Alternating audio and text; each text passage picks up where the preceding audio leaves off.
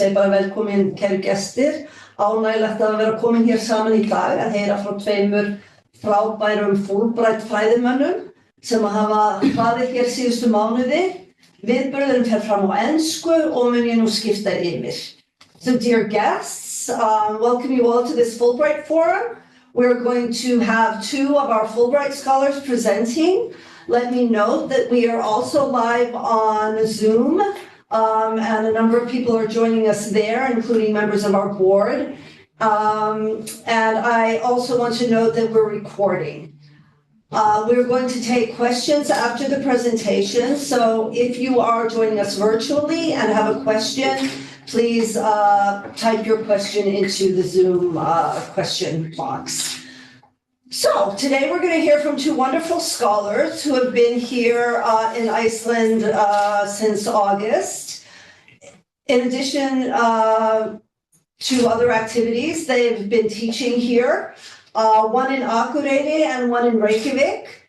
And we're really happy to be able to offer universities here the opportunity to have American scholars contribute to their coursework, to student mentoring, and to bringing new insights and perspectives in what is a small academic environment here in Iceland. And these two scholars have certainly not disappointed. They've been making valuable contributions, building connections, and engaging in a meaningful way. I will note that we have Julio with us. Jean was supposed to arrive from Akureyri yesterday, but due to the weather, her flights were all canceled. She was scheduled to fly in this morning and is on her way, but her flights have been delayed. We'll see. We may take a break for lunch in between the two presentations instead of at the end. We'll just see sort of when Jean gets here and just be a little bit flexible about that. So I want to just start by giving a very warm welcome to our first speaker, Dr. Julio Rivera. He's a professor of management, marketing, and geospatial science at Carthage College in Wisconsin. And he was chosen from many applicants for our grant that is open to all fields. It's a very competitive grant usually, so we knew that we were getting someone fabulous. He's hosted by the business school at the University of Iceland, where I know he's really been doing excellent work. So Julio, we're going to give you the opportunity to tell us about your experiences here.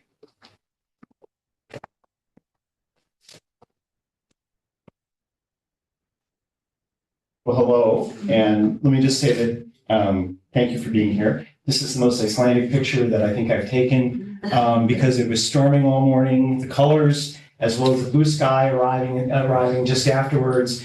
It's one of my favorite shots that I've taken, I think, of all time. Well, I kind of walk you through what I'm planning on doing today. Quick introduction of me, talk a little bit about the study itself, and the evaluation of the project and what I learned, as well as talking about some of the experiences that I had both teaching and conferences, as well as just enjoying Iceland. I'm a little different in terms of being an academic. I am an urban economic geographer, and I taught urban economic geography for a very long time, along with GIS and spatial analysis. But on the side, because I like to do things on the side, I did a lot of business consulting. I did a lot of consulting with local governments, economic and development issues. And what sort of developed after a period of time is, well, why don't we add business to your repertoire? And so I moved over to the business school, and I've been teaching in business schools for about the past 10 years, mainly focusing on marketing and market research. But also an important part of that is data storytelling and data visualization. So that's really kind of my story in getting here. Back in the US, I work with a group of academics that are interested in location data in business. And the core problem that we have at the moment is that 85% of businesses use business location and location information in some way, shape, or form, but business schools are not teaching it, right? So there's this huge gap there. And so what my colleagues and I are interested in is, what is this gap, and how could we change this gap so this becomes an integral and important piece of a business curriculum, that you think spatially and that you think about spatial strategy as part of being a business student. And so one of the things that we were hanging our hats on this year was the idea that environmental, social, and governance goals would be important, as well as the SDG goals for the UN. And we thought that this seems to be the place that we think we can do this because of accreditation and some other things. And so when I wrote the proposal within this context and within the context of thinking about coming to Iceland. So the question is, what is location intelligence? Because it's a great name for something, but what is it? And so this is what it looks like on your phone, right? And so there's the Hop app, and I can't remember the name of this, the Kringum app, and the Bus app. And so that's what it looks like to you, location intelligence. It helps you figure out what you're going to do next and where you're going to go. But here's the thing. What do they do with that data? How do we deal with that data once we've got it? Because you just give it freely, right? And so let me talk about a big place that deals with the data, and that's Walgreens. And Walgreens, I have a lot of students who go to work at Walgreens, and they use it for everything. And one of the things that we describe about Walgreens is that they are a spatially driven company. Their strategy is spatial. So when they put out a new store, they're interested in the demographics, they're interested in all kinds of things. They stock the goods in the store based on the demographics of the neighborhood. They think about their supply chain as being a very spatial network of things. When they do mergers and acquisitions, they also think about it spatially. In fact, the Federal Antitrust Group, when they bought Rite Aid, made them divest of stores, and they had to think about that spatially. Right now, they're in financial trouble, and they got to get rid of stores, and so they're doing that spatially, and they're making all these spatial decisions. On top of that, one of the things that they're able to do, though, is they're able to give information back to the public. And one of my students actually created something called a flu index. And generally speaking, to give you the short story on it, they can tell you where flu is the highest at any point during the day, about 2 weeks before the CDC reports it, because they deal with real-time data, they deal with their customer data. And so one of the things is that everything they do is spatially driven. This also includes emergencies. And when I talked to my student, Ben Forster, in September, because I needed some slides for class, I said, so Ben, what's going on? And I forgot that Hurricane Helene was going on. And he was in the midst of dealing with all the things in terms of moving supplies into places where they need it, thinking about those supply chains, getting minute-to-minute weather reports and things like that.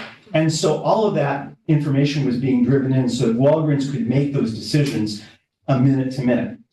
Well, Walgreens is the big example, but there are smaller and also very good examples.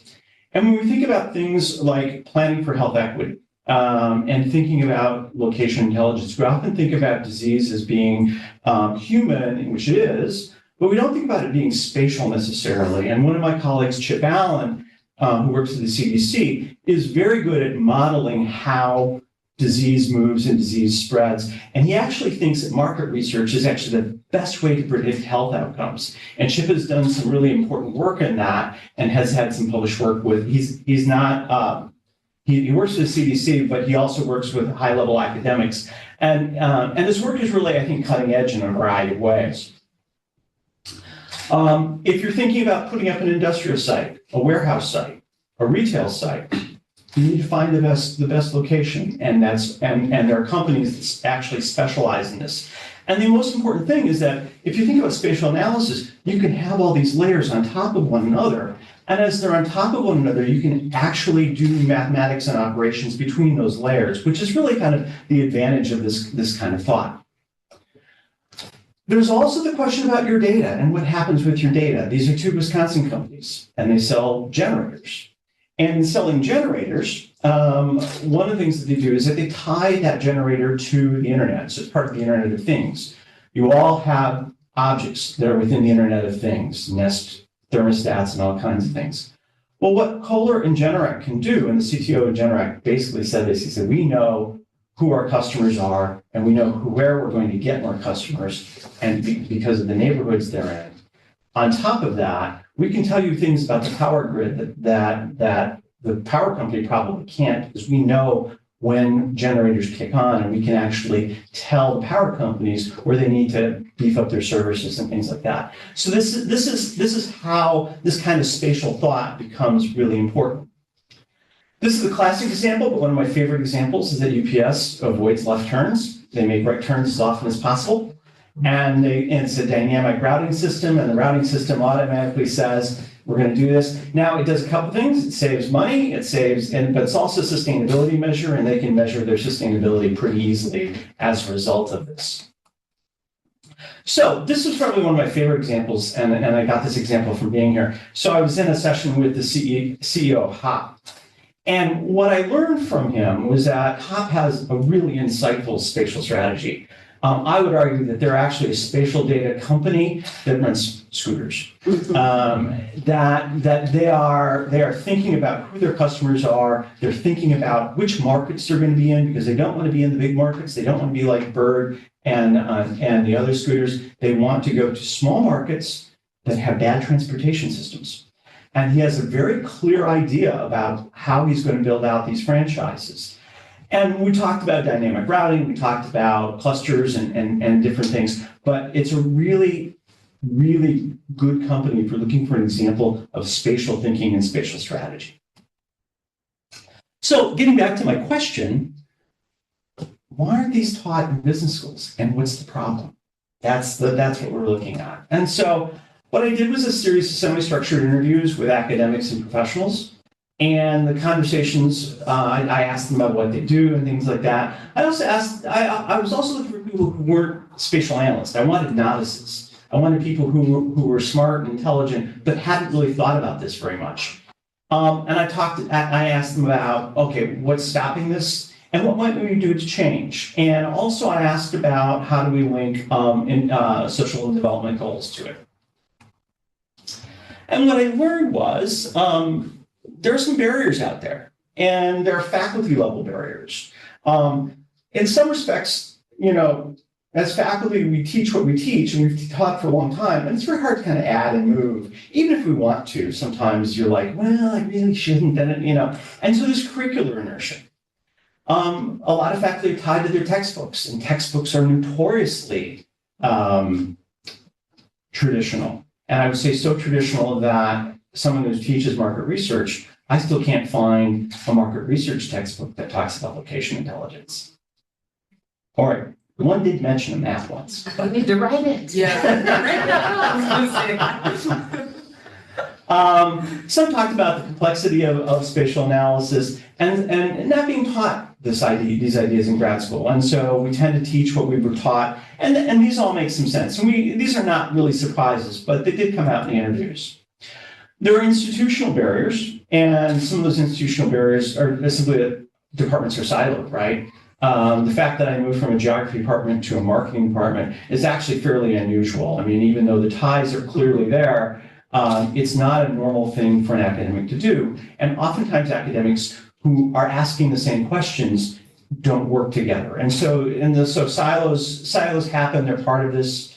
I heard about resource constraints in different ways. It takes a long time to change curriculum. It's hard to do.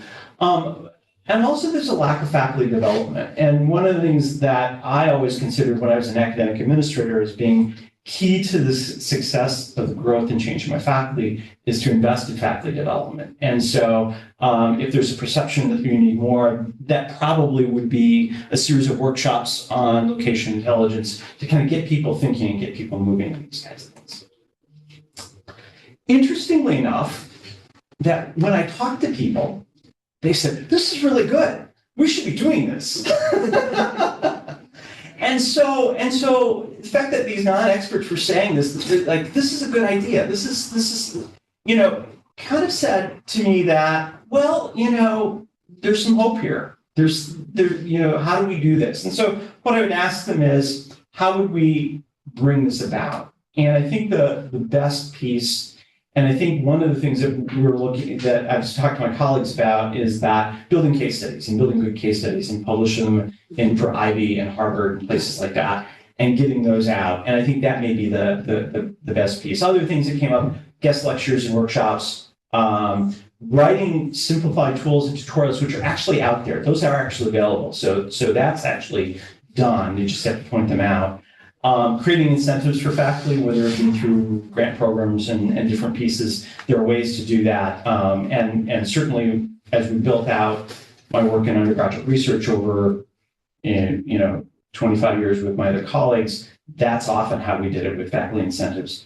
And the best, most insightful piece I got from someone who said, AI's been around for a long time, but in the past 2 years, it's exploded because of the media. We get this in the media somehow, and make the media talk about it the way they talk about AI. That would be the important thing. So when I go back and I'm still finishing up with some of my colleagues on a paper and there's call for case studies. So this is what I brought back to them, and so we're going to bring this into our work and into our research, and so that's where this is actually heading at some point. But I did other things here. So I got to teach and I got to do some guest lectures. And so I got to teach, co-teach with Akureyri, who is here, and thank you for coming. And we were talking this spring about my teaching. He said, would you be willing to take the statistics like that would be hard? And so I love to teach statistics, and so it was a lot of fun. And I also taught location intelligence. We had a couple of sessions on location intelligence. And what I did with the market research students is I actually took them through a retail site selection process and showed them online using Icelandic data. And that was just a lot of fun, and they were very good. And they also had a larger project for me looking at a large professional survey.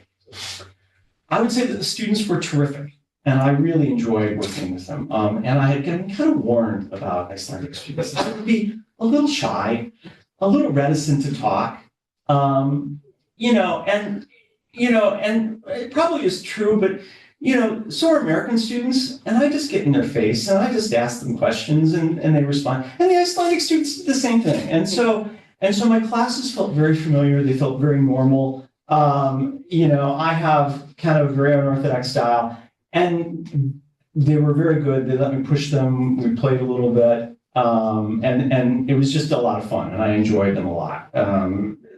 They were terrific. I did some guest lectures, and Laura Johannes' daughter's corporate environmental management class, and in Magnus Thorpesson's MBA entrepreneurship class, and that's where I met the CEO of HOP. And those are really good sessions. I really enjoyed doing the guest lectures. So on other sabbaticals, I have often had surprises. And so I would say that the conference presentations were the surprises because none of this was set up before I got here. And the first one was to be at the Icelandic Esri User Conference and be invited to speak there about what I was doing here. I had done this conference, the US conference, which is a very large conference of like 15 to 18,000 people. So I'd been to this group before, but it was really nice because it was like Iceland is. It was a small group, it was a couple hundred people, nice conversations that day about GIS and about doing it, about bringing it more into business. And so that was a lot of fun. A couple weeks ago, I was invited by Statistics Iceland to speak at Gagnavist, and did a presentation about the value of data for business operations and business management. And as they themselves are trying to build a high-value data infrastructure for business in Iceland, and so that was a lot of fun. Most of my career, I've worked in undergraduate research, and I've done a lot of work with the Council on Undergraduate Research.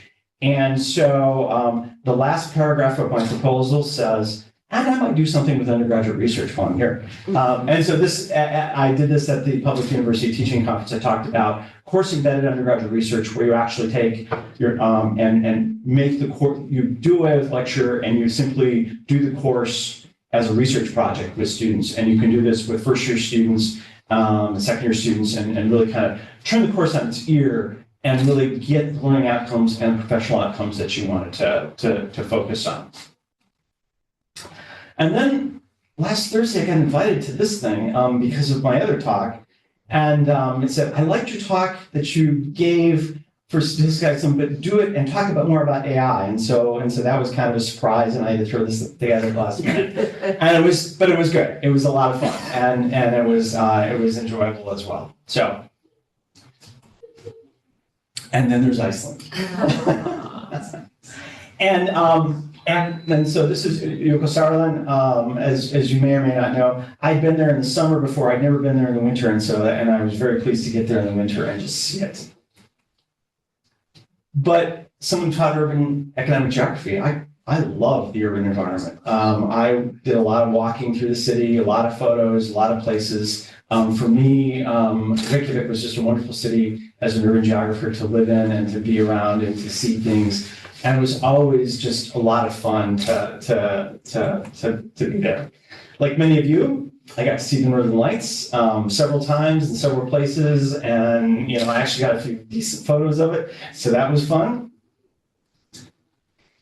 And then I was out and about in Iceland, and I had a different approach to Iceland this time because I had done a lot of the big things, and so I was interested in just taking my time and seeing spaces and being in spaces that I hadn't been in before, or looking at them differently in different ways. And so I really enjoyed being here and seeing things again and seeing them in different light and different ways. And some of these are actually turnaround shots. And what a turnaround shot is, there's the big thing over there that everyone's taking pictures of, and you just turn around. And so, I did a lot of turnaround shots as well. I got to share Iceland with some friends. One of my mentors, the bottom right. Actually, a couple of my mentors there in the right middle. One of my high school classmates in the center, and his wife, as well as a friend of mine from Iceland who was in the orange. And just spending time in Iceland with friends. I also had my favorite visitor here periodically. And the thing is about her is, if you feed her and you put her in hot water, she is really happy. and so it was lovely to have her here, and I'm looking forward to seeing her in about 10 days. So the last thing is, this is really probably a dream of every geographer, to become one with the map. I was on one of my urban geography hikes, and I happened to notice the Google Earth car driving by, and I took a picture of it, and I thought, well, maybe I'll check to see if I'm in it at some point, and there I am. And so this for me, is just like a highlight in my career. And for me, it's on to next things. And this is a little different than I probably was planning when I wrote my proposal. So some of you know that I made a bold and unexpected career move last year about this time. And one of the things is that when I did that without a clue or a plan about what I was going to do next.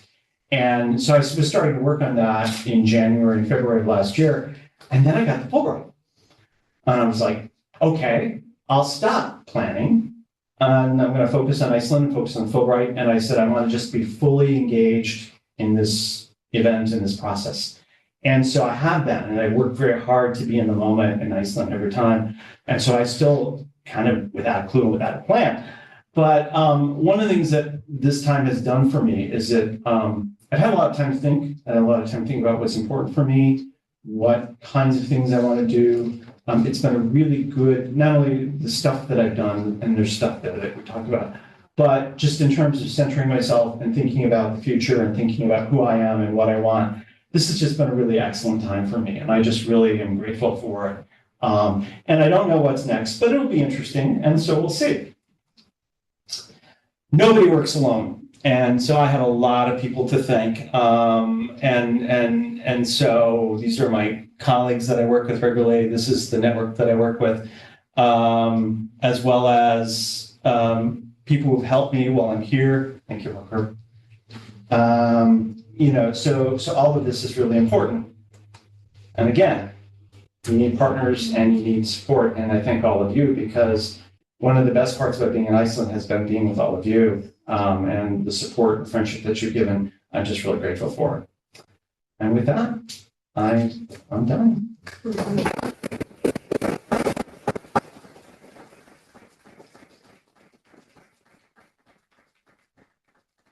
Thank you for that excellent presentation, and it's been great to get more insights in what you're doing here. I have maybe one question, but I want to ask first if there's anybody in the audience that has a question.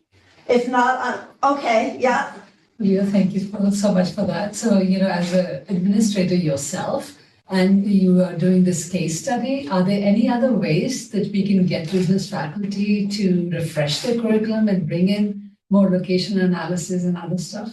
Yeah, and I have been thinking about that. So there's some new programs with the National Science Foundation, and I have a colleague who's a program officer in this area, so I can introduce you.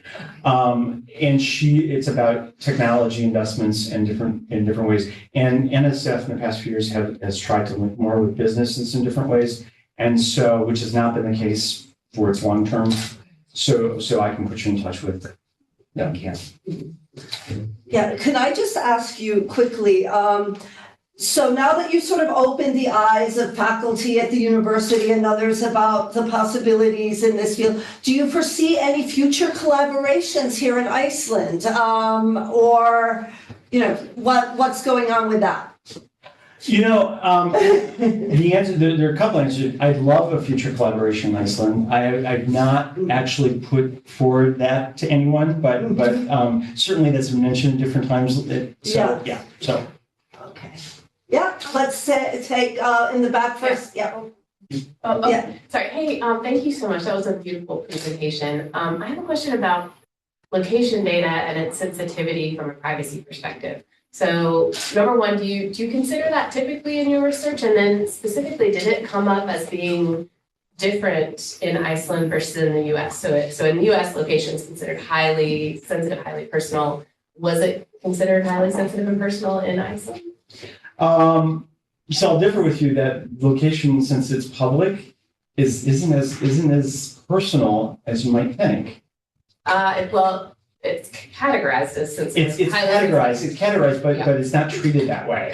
By individuals? By companies and by, your location data is still pretty Wild West in the US. It's much more locked down here. And so that would be the thing. But for my own work, I usually deal with anonymized data as well as aggregated data. So it's a little bit easier. The other thing to think about is that when you're a company and you're working with your customers' location data, again, you need to anonymize it, right? And I'll use Walgreens as an example because they're very good at this, is that before the data goes to the analyst to use, it's been through a couple of sieves and it's been offset in a way that the analyst actually doesn't know who that customer is. So it is an important factor, but it's probably less sacred in the US than you might want it to be. Okay, and what about like differences from the end user perspective? Did you notice any differences in Icelandic end users and their perceptions of the location, like use of location data versus in the US? I didn't notice much difference. Yeah. Thank you. Arisha? Yes.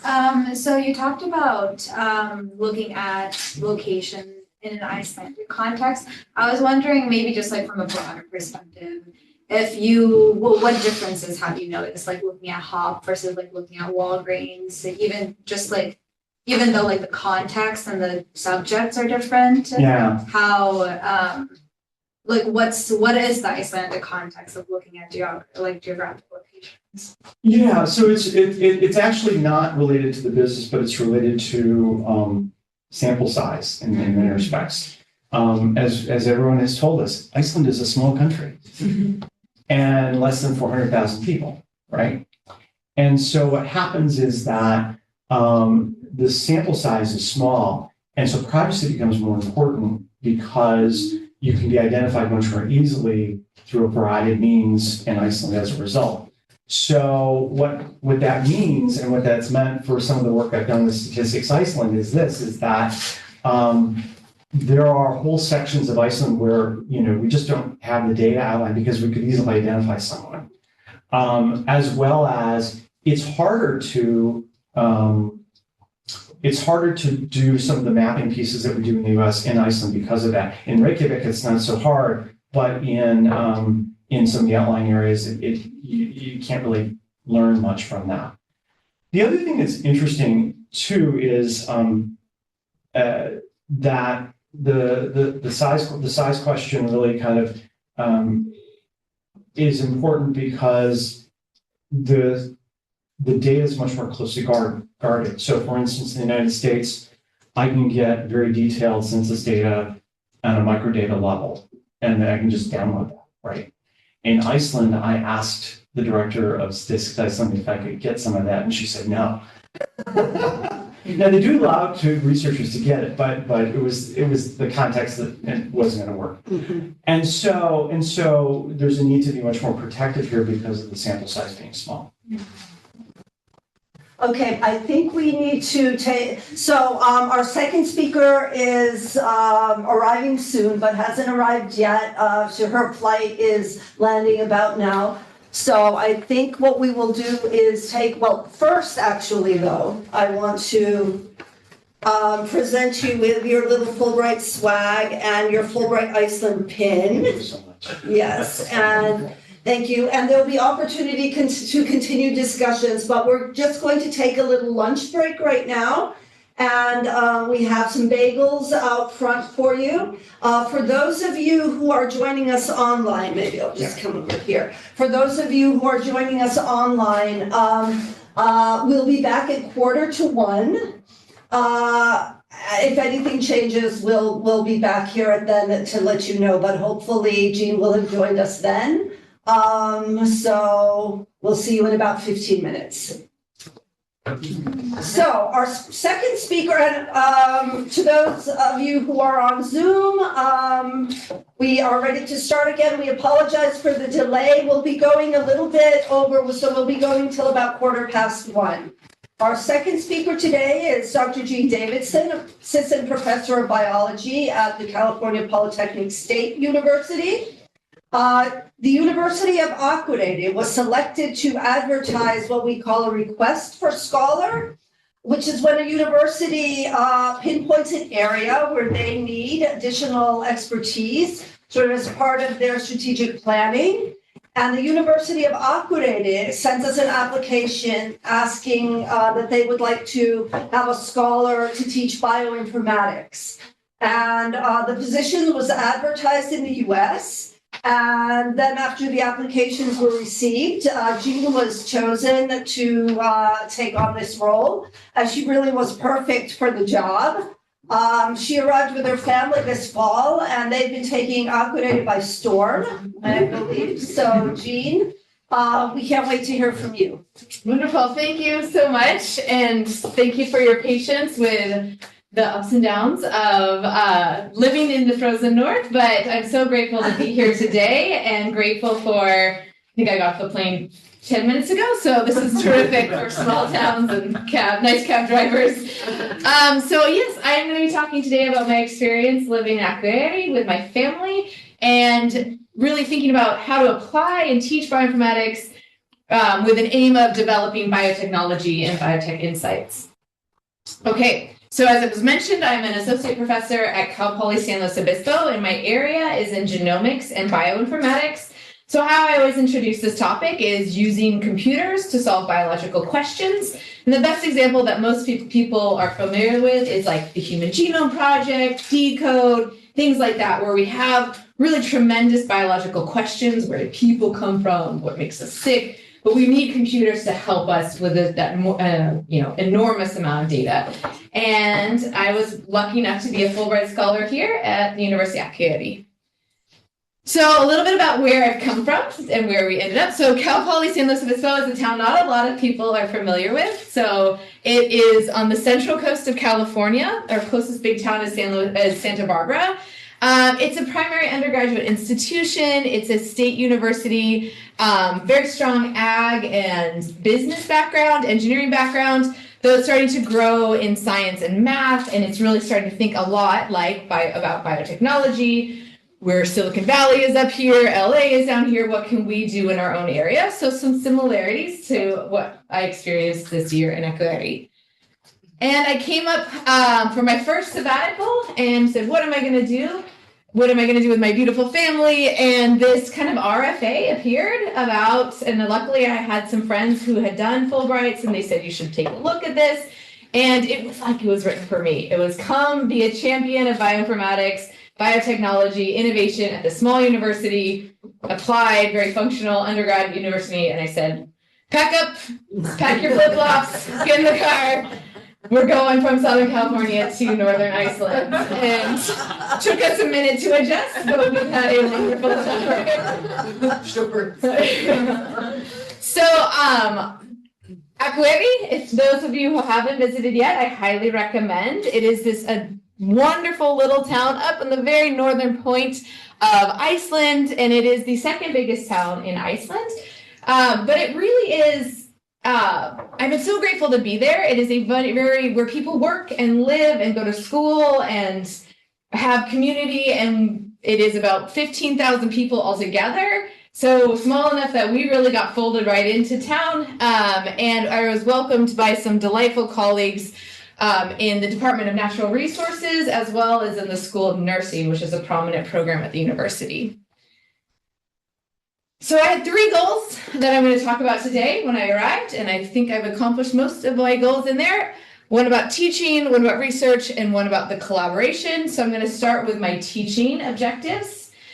And I taught a upper division bioinformatics course. So this is my bread and butter. This is what I teach back at Cal Poly. It was really exciting to come and teach it here. I was able to redesign my whole course and sort of have the time and space to really think about why I was teaching. And so it was broken into 4 sections: an introduction just to the field of genomics, a few weeks on algorithms and developing specific tools. Then we spent a lot of time applying those algorithms to topics like metagenomics, epigenetics, precision medicine, all those fun things that I love to do. And then we spent our last couple of weeks really thinking about innovation in this area, applying it back to biotechnology, gene therapy, how is machine learning going to fold into all of this, social and ethical considerations of all of these topics, which is very important to do. I also really thought carefully about using the tools I use to teach. And this was a great opportunity to really hone this in for my own practical teaching back home. We definitely had lectures with background and theory and the history and context of all this, but I developed a lot of really applied exercises for practice.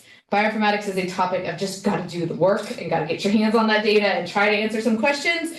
And I really sourced a lot of open source, freely accessible, guided tutorials, and I'm pretty proud of this toolbox that I'm leaving the university. They have access to all the slides and topics and exercises, and these are all the real tools that bioinformaticians use, but I made little kind of practice problem sets, practice approaches, so they got to really ask interesting questions and do the work. And altogether, it was an excellent experience. I focused these applied exercises on Icelandic topics. So I went and found from Decode rare variants that are prevalent in this, even found like a South Icelandic population with a cardiomyopathy trait. And I wouldn't tell them about it. Like I would let them research and like, wait, it's an Icelandic thing. And then we took, Arctic Therapeutics is actually a company, a biotech company up in Akureyri, and I worked with them. And again, we like did a precision genomics, precision medicine topic where they didn't really recognize until they got to the end, this is decode data. And this is actually about our populations. We asked if anyone's taking Lisi, like we all are. I went and asked what their strains of algae were that produce the nice DHA and fish oils that we have been eating.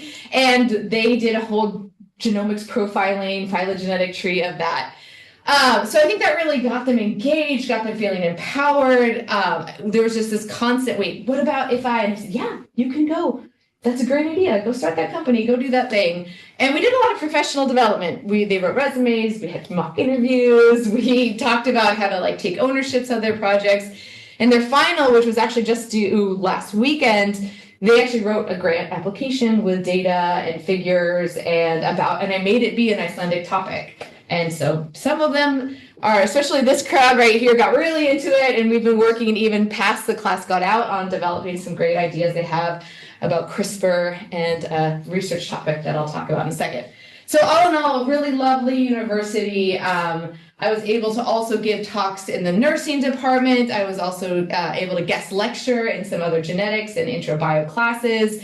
It's a small university. Everyone kind of coordinates and works and supports each other's classes. And it was great to fold in and add my little expertise where I could, and also learn a lot about how they are teaching. You probably have recognized college has a different tone here. I really appreciated it. A lot of these students were older or had worked or brought in their own experiences. And it was really neat to work with, what do you want from this degree? How are you going to get to some next level, next stage with this degree? Okay, so that was my teaching. Very successful. I hope there are some that are actually thinking about coming to the United States for master's programs, and it'll be really fun to keep in touch with them. I'm going to talk now about my research goals while at the university. I was working with colleagues to bring in some genomics and bioinformatics to existing projects. And mostly they were about bacteria and biofuels. So I'm going to give a little glimpse into this with the very unnecessary. Iceland is just fascinating. As a biologist, it is amazing that you can have this one small country with ice, with fire, with freezing, with water, with everything. As a biologist, it was so fun to be here. And there is this huge drive to increase biotechnology as a career in Iceland, growing, thinking about resource management, thinking about fisheries, agriculture, biomedical. It was really fun as a biologist, again, to see, let's take advantage of this fascinating biology and maybe make some novel discoveries that could only be made in places where there's ice and dark and fire and all those good things. So I joined a research project that was ongoing at the university about lichen. So lichen are a stable symbiosis between fungi and bacteria, and when you guys were hiking around anywhere, you saw lots and lots of lichen. There are over 800 species of lichen that have been discovered in Iceland. They are an excellent indicator species, which means they're really good at getting sick when there's a lot of pollution, dying when it's too hot, etc. They're really good at sort of telling us what's going on with the environment. And they have a really fascinating biology and metabolism that we're still really trying to sort out. So collaborators at the university had done this sampling. This is actually the work of a PhD student at the university. Went all over the country and sampled different lichen just to sort of collect a lot of metagenomic information about them, microbiome, who was living. Like I said, it's a symbiotic relationship between bacteria and algae. Who was living there? Where were they living? How different was it? How related was it? Did this really nice population study. And found that, surprisingly, when she sampled all these lichen and grew them up and saw what bacteria were living in these lichen, there was Pseudomonas syringae. So you've probably not heard of it unless you're in agriculture, and then you go, no, Pseudomonas syringae. Pseudomonas syringae is a very well-characterized plant pathogen. It's responsible for a lot of destruction in agriculture. It's very, very prevalent all over the world, but this was the first time it had been seen kind of hanging out inside of a lichen. So this was a lovely paper she published, just identifying that, yes, they were in this lichen, and they were only in one particular type of lichen. And they were also in some ferns and mosses, but we're going to focus on what are they doing, because they were actually inside the lichen, living inside of the lichen. So Pseudomonas syringae, this gram-negative rod-shaped bacteria, super duper well studied, luckily for me, as a major plant pathogen, hugely destructive in agriculture all over the world. The question became, why is it in this lichen? Who seemed totally fine. They do not care about they're not sick at all hosting this lichen. So they did some further investigation. Again, this is work done by Natalia, was the PhD student, and Odor was the host I worked closely with at the university. And it wasn't all lichen. It was this particular genus of lichen that you maybe have seen around the sort of ruffly lichen, which is also very sensitive, usually, lichen. So when I said it was an indicator species, this is one of the first canaries in the coal mines. Mm-hmm. So the fact that it's totally chill hosting this pathogen while it's delicate to everything else was very intriguing for these biologists. And it had, across all sorts of different temperatures, all sorts of geography across the country. We found this relationship between these happy little lichen and this very nasty pathogen, and it was. So we actually sequenced one gene inside of all of those targets, and there were the pathogenic variants. These weren't some ancestral Pseudomonas that had lost its pathogenicity. This identifies, so this strain down here are all related to each other, and these are all pathogenic isoforms, meaning if I put this, and they did this study, on a cucumber or a tomato or whatever, it would be very, very bad. So they were really, truly the pathogenic variants living inside of these. So what did I came in right then, pause, I arrived. What am I going to do in joining this question? I'm going to apply computers and genomics and lots of data to this. So instead of just that one gene that identified them as pathogenic, we actually sequenced the whole genome because they're bacteria and they're very, very small, and that's very affordable to do. Not people, just this little circular bacteria. We didn't do all of them. We did 16 of them from that map, and they were all from that lichen, and then the data just arrived. We sent it off. A few weeks later, the data arrived to me. So my goal was to do a lot of quality control, make sure that sequencing was good, assemble the genomes, which means just put all these puzzle pieces together, annotate it, see what genes are actually where in this genome, and then compare these genomes, especially with all this database of the pathogenic ones, to see if we can figure out what's going on in these bacteria. So immediately I was like, this is a great learn by doing, applied approach. They had just in our class assembled a bacterial genome, annotated a bacterial genome, compared it with other things. And so I said, if anyone would like to help out, you're welcome to join this project. And then I also sent a message back to my research team at Cal Poly. I recorded a little video, kind of what I just gave here. We have this data. Would anyone like to hop on? And it was wildly successful. They claimed dibs. I just made a little Google spreadsheet. I had put your name in column 2 if you want it. They claimed dibs. And what was neat, because I had used those open source tools, they all were actually able to use the same exact analysis, the same exact compute. So they ran the same pipelines, meaning all the steps were identical to each other, even though we were, 5,000 miles away or whatever, 8-hour time difference. They would put it back into the Google Drive. They would put theirs back. We would go back and forth. So we also, I was like, let's just make some hypothesis. Let's brainstorm. What could it be doing in there? I'm a bit of an optimist. Grass is always greener. My hypothesis is there's some sort of beneficial relationship that maybe these Pseudomonas are doing something good for the lichen, and that symbiosis is a positive thing. And there are lots of things that we know that Pseudomonas does that could be beneficial for the lichen. They're really good at fixing nitrogen, which is important when you live on really rocky substrates like in Iceland. They're really good at doing nutrient recycling when you're not able to photosynthesize because you are in northern Iceland. You got to get your energy from other ways, and Pseudomonas has a really nice decomposition. It's great at breaking down things and using the energy there. Surprisingly, and maybe because it's such a bully, it's also really good at fighting off other bacteria. Could be helping the lichen. They're so delicate usually, and these are doing so well with these. And all sorts of other things. UV protection, what happens when there's 20 hours of daylight and you're a lichen? Pseudomonas has shown some UV, some stress response, protection against desiccation, which is important, and succession and colonization. So again, students sort of grabbed onto a hypothesis, put dibs onto the hypothesis, did a lot of work studying what genes they might expect to see, what evolutions, what mutations they may be able to see, if one of those hypotheses was actually true. Of course, there is the other side. There is the probably more realistic side, that there is something good for the Pseudomonas to be living in here that is not so great for the lichen, but it's just really handy for the Pseudomonas.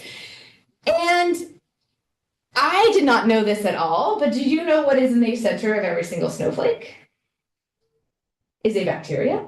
And is often a Pseudomonas syringae bacteria. Not necessarily, but there is this gene hopping around in bacterial species called the ice nucleation gene. And it is a sequence that we found that is highly conserved in lots and lots of bacteria. And when this gene is expressed, it produces a protein on the surface of the bacteria that is the perfect spot to start or nucleate an ice crystal. Right? I know. I eat a lot of snow, so I'm like, but this has been known since 1976 as a biologist, maybe because I was from Southern California. I was shocked to learn this. But yeah, it's pretty common knowledge that bacteria nucleate ice. You need a place to start growing a crystal. And there is actually a protein, INA-Z, that does that nucleation. However, this got us a little concerned. If Pseudomonas is making ice nucleation, well, because agriculture is incredibly important in Iceland, yet it is very susceptible to disturbance because island inbreeding, not a lot of genetic resistance, not a lot of pathogens, not a lot of pesticide use, which is great, but makes it feel very sensitive to a potential infection. So we don't have Pseudomonas syringae out in the crops yet we know it's living in these lichen all over the place. Could be monumentally destructive if somehow those two paths should cross, right? So, and then we factored in climate change. Things are melting, ice is melting, where it snows is melting, where crops are grown is changing, the intersection between where lichen is and where plants are is coming together. And so we have a kind of dire hypothesis potentially that this Pseudomonas syringae, and it's actually been shown, uses this ice nucleation as a method of distribution.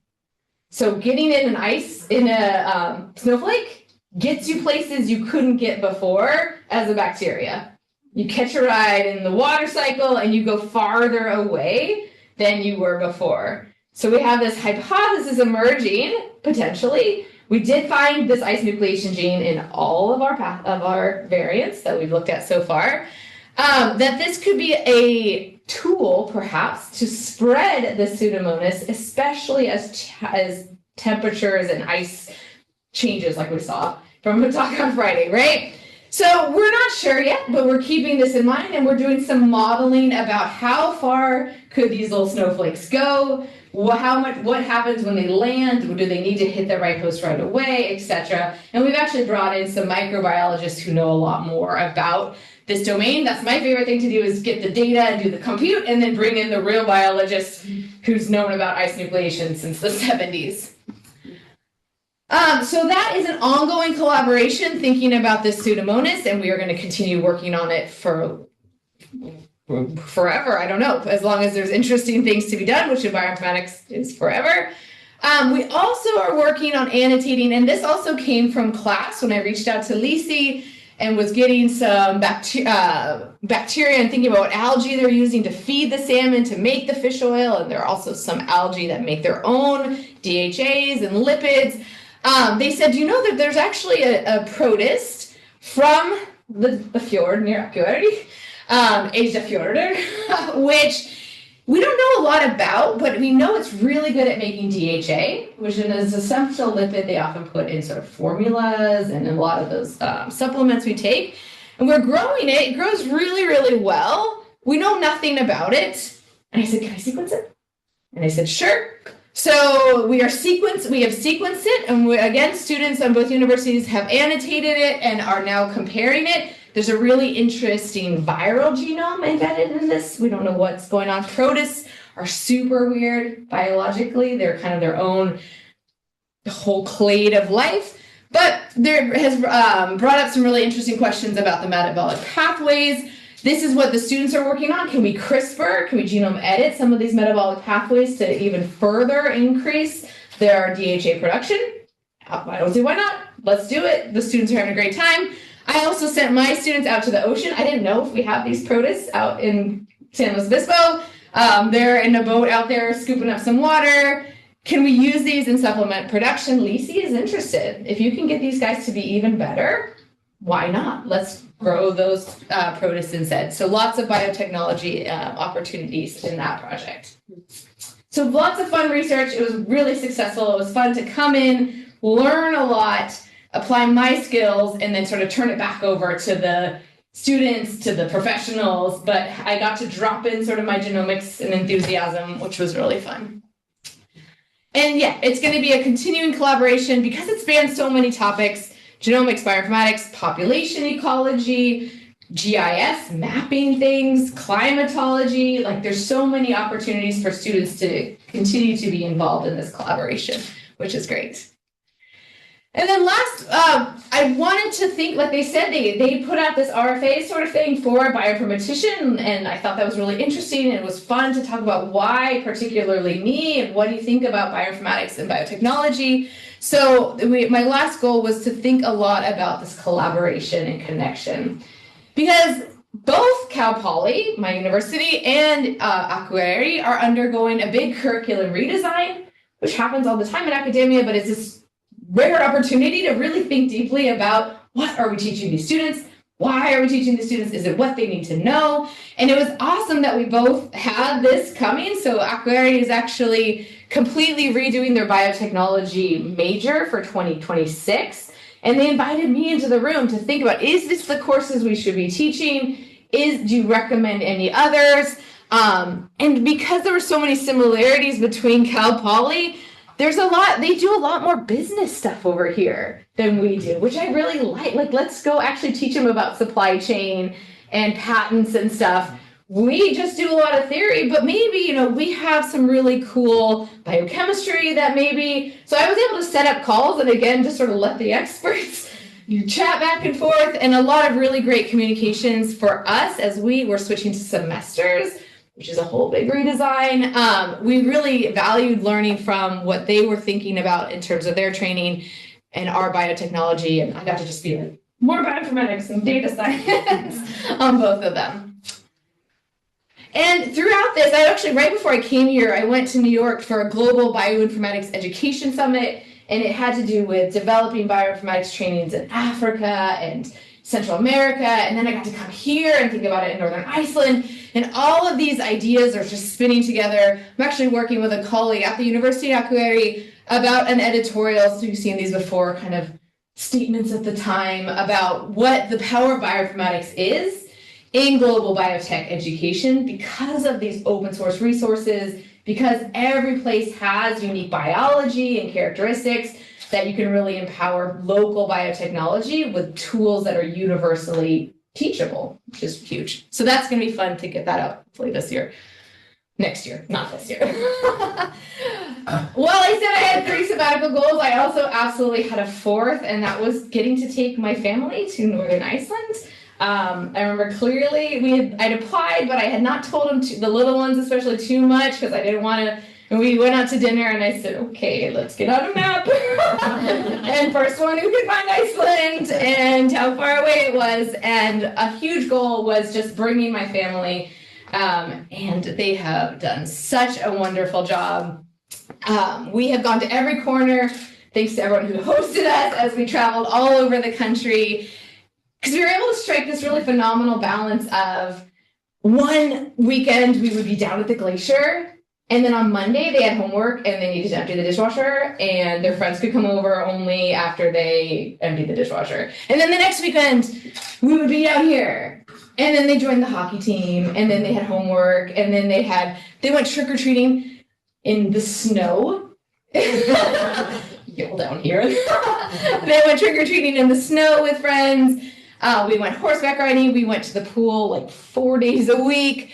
My husband had great opportunities to teach at the nursing school. He's into public health. He did a really nice kind of mini research collaboration about smoking policy, tobacco policy in Iceland versus the United States.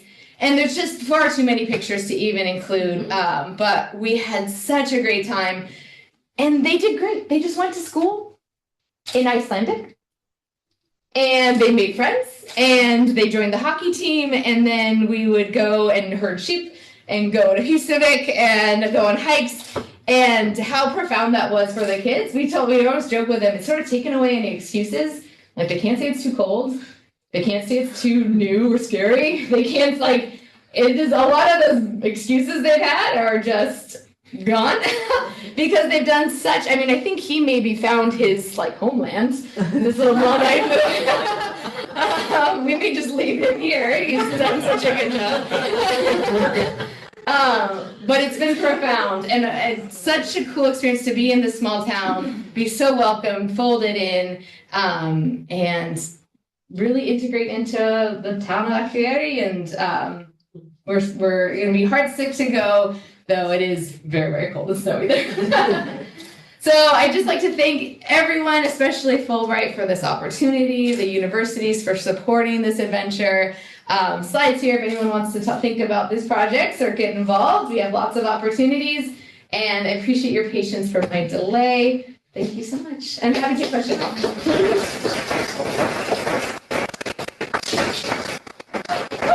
I mean, there are so much, and I always see the mark of a great teacher when I get excited about biology, when somebody knows what they're doing, right? Yeah, exactly. First, any questions from the audience? Yes? First, great presentation. I was very exciting.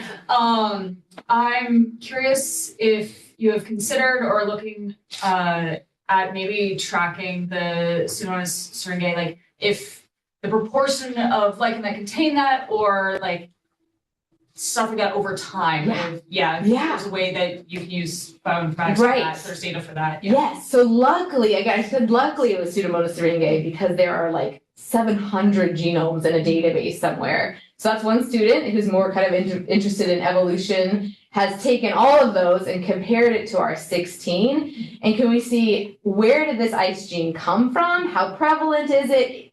Absolutely, yeah. Like, and is it evolving? Is there more pressure? Like where you are in Iceland, etc. Yeah, we'll see. But that's a great question. Absolutely. Yeah, I think it's such a great thing that the students get to cooperate from Iceland and from California. So so that's going to continue. Yeah. And I mean, what do you think that has given to the students? Right. For both students, I think there is a lot in our higher ed of like memorize and learn, and I am the expert in this and I will quiz you in it and you have to demonstrate this knowledge to me. And I've been trying to, especially because I'm teaching these senior level classes, I just feel like I'm like breaking them of this. Like you have ideas and you have thoughts and creativity. And I think it's just, it didn't cross my mind to make this sound like I had a plan. I taught that week of assembling genomes with this open source tool. And then I was like, wait, hold on. I was about to press assemble. And I said, no, like they can do it. And I made my life easier, but they can do it. And the way that like when they ran that tool on their own samples, they knew the colleagues who collected those samples, just that empowerment of you can do it. And it's yours now. You will be on papers. You can talk about this in interviews, in graduate applications. This is your thing. And it's as far as you run with it. If you're really motivated, some of the students took it and ran. Not everyone did, which is also totally fine.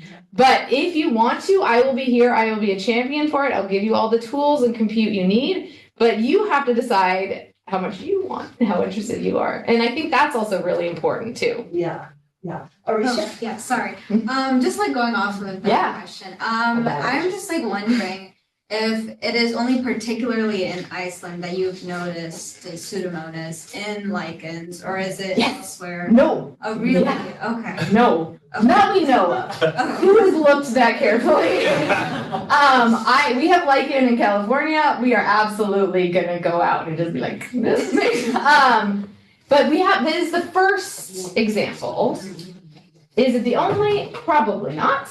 It's the first, and we are thinking about writing a grant to go. They're collecting in Norway and like Scotland and other regions like that to go see. Actually, Natalia is now a postdoc in London, and she's going to keep on going with that project and do more sampling. And I will teach this every year in my classes. Instead of the fake genome I give you to assemble in class, you will get an Icelandic Pseudomonas and you will put it in the database and you will, add to it. But yeah, that's a great question. And we don't know, but it is, as of now, the only evidence. And again, in that one genus, which is really interesting. But that genus is all over the place. Yeah. One final question. Okay. Yeah, I'll talk about all this. This is a very exciting talk. Really, yeah, I think just continue on with Glenda just mentioned the collaboration between here and your local, your home university, which is really great. Even during this time, you can make this connection.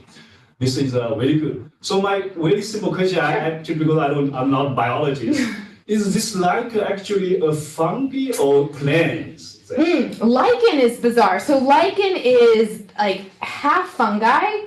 So the structure is fungal. The cool things you see hanging off trees, that structure is fungal, but they don't have any way to generate their own like nutrition and energy. So they have ages ago co-opted bacteria, and mostly algal bacteria, to do photosynthesis for them.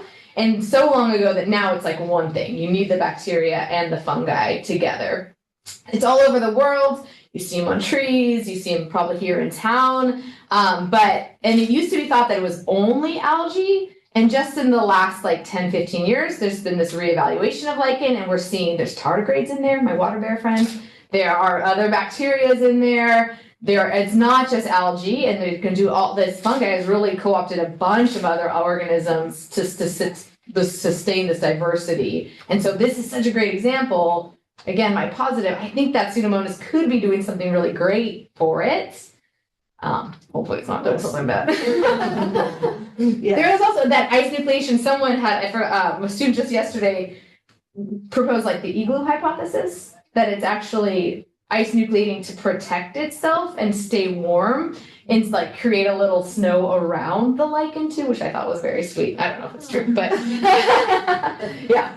So my like geology background, we use lichen to reconstruct like glacial cycles in the past, because you can lichen grows at a known rate. So if you have a rock and it has a lichen of a certain size, you can measure it and see how long that rock has been exposed, which is relevant if that rock is next to the glacier. And then you can say, oh, this rock has been under ice, and then before, after that, it's been exposed for this long. So obviously that's like kind of niche, but maybe that could be something that because a lot of geologists don't have a biology background, and it kind of seems like, because my master's thesis was all about moss, and I don't know anything about moss. I was just using it as a geological. Oh, perfect. Yeah. But because the world of geology and biology are so that's my whole goal. I'm like, come tell us about it. Yeah, like all I want to do is just nucleate these interactions, and I don't want to be the world's expert on moss or lichen or any of these things, but I want to bring these people in who have mapping, who have geology knowledge, and that's what I love about bioinformatics is it's this collaborative field. So I don't know anything about lichen, so I'm just saying this would be a really great opportunity. We thought a lot about this. It's one of the first colonizers after disruption and after glacial receding, and so as these glaciers are receding, is that going to change where these lichen are? And maybe they're in warmer places where the Pseudomonas gets out and into the water and stuff like that. Yeah, absolutely. Yeah. Well, guys, I know that I'm sure we could have this discussion all afternoon, but we are going to have to stop here. But I mean, and we're expecting, of course, one of your children at least to apply for a Fulbright. The little one is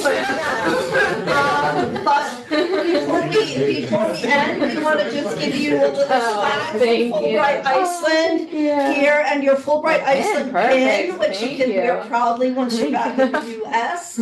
I just want to thank the audience both in person and virtual, and I hope you enjoyed it as much as I did.